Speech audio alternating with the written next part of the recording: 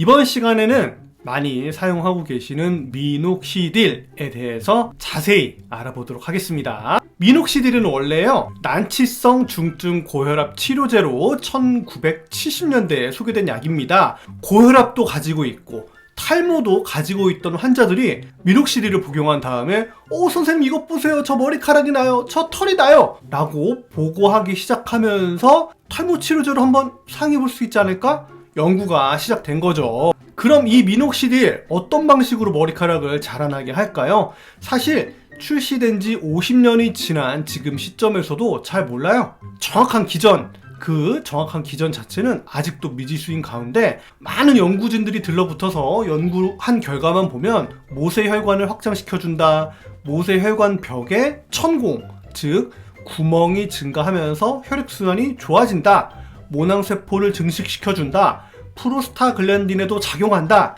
머리카락에 자라는 데 도움을 주는 프로스타글란딘, 전문적으로는 프로스타글란딘 2는 증가시키고 머리카락이 자라나는데 방해하는 프로스타글란딘 D는 감소시키는 것으로 알려져 있어요. 바르는 프로스타글란딘 제품, 이것도 발모제로 이미 사용되고 있기도 합니다. 어쨌든 미녹시딜은 모발을 성장시키고 탈모를 줄여줘요. 이렇게 좋은 효과를 보이는 약이지만 치료를 중단하면 3에서 6개월 사이에 점차적으로 탈모가 다시 진행이 됩니다. 그래서 한번 바른 미녹시딜은 무기한 발라야 하죠. 이 부분은 먹는 피나스테로이드라 먹는 탈모 치료제 모두 마찬가지예요. 그럼 미녹시딜 어느 질환에 사용할 수 있는데? 라고 여쭤보실 수 있는데요. 한마디로 정리하면 탈모에 모두 사용할 수 있습니다. 남성형, 여성형 탈모 모두 사용할 수 있고요. 다양한 탈모 질환에도 사용이 됩니다. 그리고 특이하게 눈썹이나 수염이 약하거나 없는 분들의 경우에도 미녹시딜을 발라서 발모 효과를 얻을 수도 있어요. 하지만 FDA에서 권장 승인된 영역은 남성형 탈모와 여성형 탈모뿐입니다. 여러분, 미녹시딜은요, 두 가지 형태가 있습니다. 하나는 용액 제품이고요, 하나는 거품 형태의 폼 제품인데요. 탈모 치료용으로 제일 처음 개발된 거는 용액 제품이죠. 용액을 써보신 분들은 아시겠지만 질질 흐르고 번지고 눈에 들어가고 원치 않는데 막 묻고 그러거든요. 접촉성 피부염과 같은 피부 트러블이 용액에서 많았어요. 피부 트러블 주범을 찾아보니까 프로필렌 글라이콜이 원인이었던 거죠.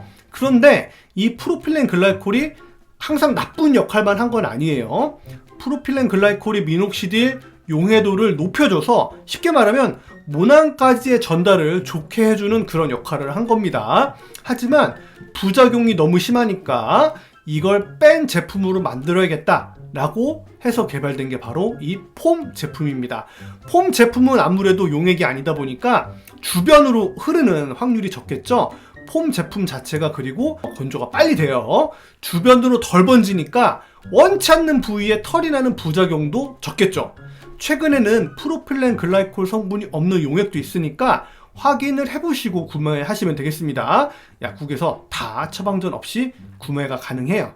많은 분들이 아스피린 복용하고 계실 텐데요. 아스피린 먹으면 바르는 미녹시딜의 효과가 어떻게 될까에 대한 연구도 나왔습니다. 한마디로 말씀드리면 아스피린은 미녹시딜의 효과를 줄입니다. 미녹시딜은 그 자체로 활성화되는 게 아니라 미녹시딜 황산염으로 전환이 되어야만 모낭이 성장하는 데 도움을 주는데, 미녹시딜을 미녹시딜 황산염으로 전환시켜주는 효소가 있어요. 이거를 황산 전환 효소, 설포 트랜스퍼레이즈라고 하는데, 요거를 아스피린이 억제를 합니다. 작용을 억제를 해요. 그러니까 미녹시딜을 활성 형태로 변화를 시켜줘야 되는데 아스피린이 방해를 한다, 회방을 놓는다 라고 생각을 하시면 되겠습니다. 미녹시딜 부작용 여러 가지가 있는데요. 알러지성, 접촉성 피부염이 있죠. 가렵고 막 각질이 올라오기도 합니다.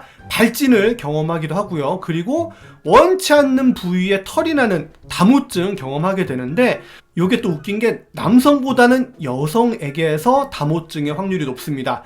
이유에 대해서는 아무래도 여성 쪽이 모낭에 더 민감하기 때문이 아닌가라고 생각하고 있어요. 국소도포이기 때문에 전신에는 영향을 안 미칠 거야 라고 생각을 하실 수도 있겠지만 국소, 도포도 권장 사용량보다 더 많이 하는 경우에 전신에 영향을 미칠 수 있습니다. 그래서 주의를 하셔야 돼요. 먹는 미녹시딜에 대해서도 문의하는 분들 꽤 많으신데 실제로 먹는 고혈압 치료제로 개발되었기 때문에 이런 질문 많이 하시는 것 같고, 여러 문헌들을 종합해서 보면 아주 다양한 부작용들이 한 4에서 5% 미만으로 보고가 되고 있기는 한데요. 그 부작용들 종류를 좀 알아보면 나트륨, 그러니까 쉽게 말해서 소금이 우리 몸에 축적이 되고 몸에 물이 저류가 됩니다. 나트륨은 소금이니까 소금은 또 물을 끌어당기잖아요. 그러다 보니까 몸 안에 물이 쌓이는 거죠. 이로 인해서 심혈관계에 영향을 미칠 수가 있습니다. 몸 안에 물이 많아지면서 우려성 심부전증, 심장을 둘러싼 심낭이라는 막이 있는데 요게 또 물이 차는 심낭 삼출이 발생할 수가 있어요.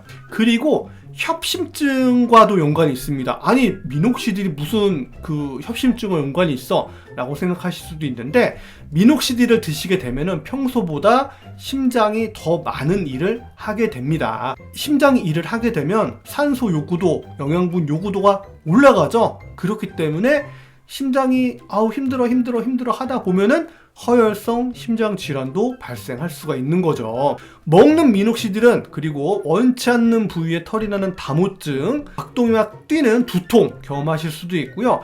안구 주변의 가려움증, 전신 피부에 발진도 생길 수가 있어요. 그리고 여성분들 같은 경우에는 다발성 월경을 또 경험하실 수도 있습니다. 마지막으로 미녹시딜 어떻게 하면 효과적으로 쓸까인데요.